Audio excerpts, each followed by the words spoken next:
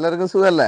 കുറച്ച് പയറിന്റെ വിത്ത്, അതുപോലെ മുളകിന്റെ തൈ, പിന്നെ കാബേജിന്റെ തൈ, കോളിഫ്ലവറിന്റെ തൈ, അതുപോലെ ബ്രക്കോളി, പിന്നെ കുറച്ച് ഇഞ്ചിയുടെ കഷ്ണം, കടയിൽ നിന്ന് മേടിക്കുന്ന ഇഞ്ചിയുടെ കഷ്ണം, അത് മുളപ്പിച്ചിട്ട് അത് ഗ്രോ ബാഗിൽ കുഴിച്ചിട്ടുണ്ടായിരുന്നു. അപ്പൊ അതിൻ്റെയൊക്കെ ഇപ്പോഴത്തെ അവസ്ഥ എന്താന്ന് കാണാം. അതാണ് ഇന്നത്തെ വീഡിയോ.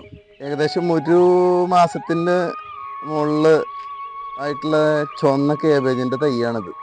ഇത് സാധാരണ സിമന്റ് ജാക്കിലാണ് കുഴിച്ചിട്ടിട്ടുള്ളത്. അത്യാവശ്യം കുഴപ്പമില്ലാത്തൊരു ഗ്രോത്ത് ഉണ്ട്. ഇതാണ് ബ്രക്കോളി.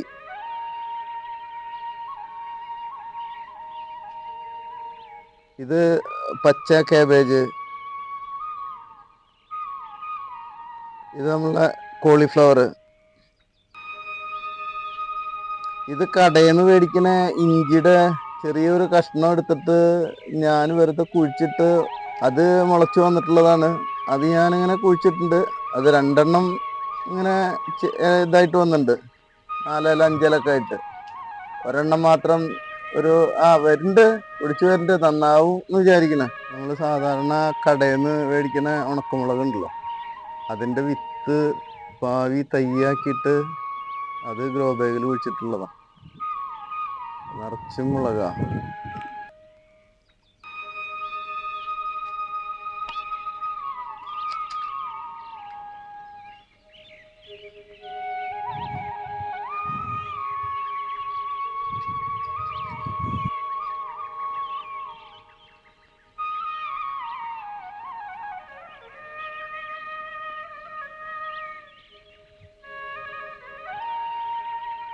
ഇത് വൈറ്റ് ഞാവലാണ്.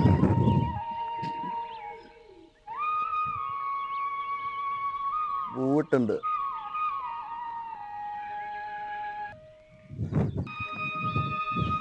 ഇത് ജപ്പാൻ പേരയാണ്.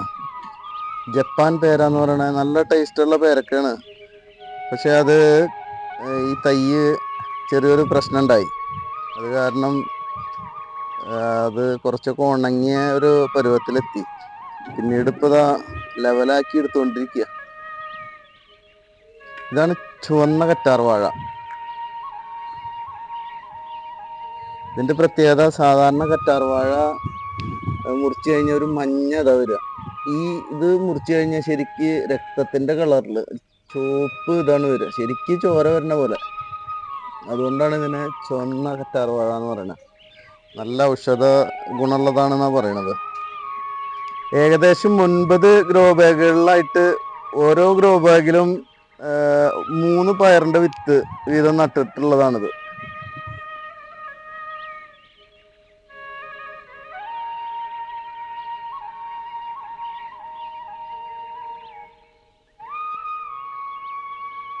എല്ലാ പയറും പടർന്ന് കയറി തുടങ്ങിയിട്ടാ.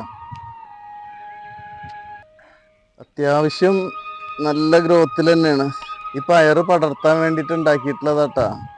GI പൈപ്പിൽ ഉണ്ടാക്കിയിട്ടുള്ള ഒരു 20 അടി നീളം 10 അടി ഹൈറ്റിലുള്ളൊരു ഫ്രെയിമാണിത്. ആ ഫ്രെയിമിൽ ചൂടിക്കയറാണ് കെട്ടിയേക്കണത്. ഓരോ അടി ഗ്യാപ്പ് ഇട്ടിട്ട് ചൂടിക്കയറ് കെട്ടി അടിയിൽ നിന്ന് മേലക്ക്, പിന്നെ ഇങ്ങനെ വിലങ്ങനെ പ്ലാസ്റ്റിക്കിൻ്റെ കയറാണ് കെട്ടിയേക്കണത്. ടെറസിന്റെ മുകളിലൊക്കെ പയർ കൃഷിയൊക്കെ ചെയ്യുന്ന ആൾക്കാർ കീടശല്യം വരുന്നതിന് മുമ്പ്, അതായത് 1 ഇല 2 ഇല പരുവം ആവുമ്പോൾ തന്നെ ഈ ജൈവ കീടനാശിനികൾ തളിച്ചു കൊടുക്കുന്നത് നല്ലതാ. അപ്പോൾ കീടങ്ങളുടെ ശല്യം ഉണ്ടാവില്ല, പയറിന്റെ ചെടിയൊക്കെ നല്ല രീതിയിൽ വളർന്നു വരും ചെയ്യും.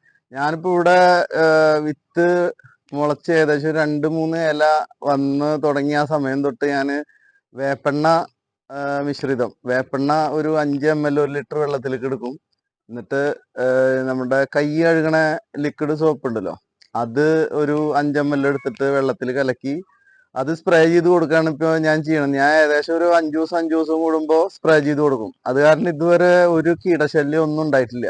എന്തായാലും ടെറസിന്റെ മുകളിൽ കൃഷി ചെയ്യുന്ന ആൾക്കാർ കീടശല്യത്തിനെതിരെ ഇതുപോലുള്ള ജൈവ മാർഗങ്ങൾ ഉപയോഗിക്കുക, നല്ല പച്ചക്കറികൾ ഉണ്ടാക്കുക, ആരോഗ്യത്തോടു കൂടിയിട്ടിരിക്കുക. Okay, by.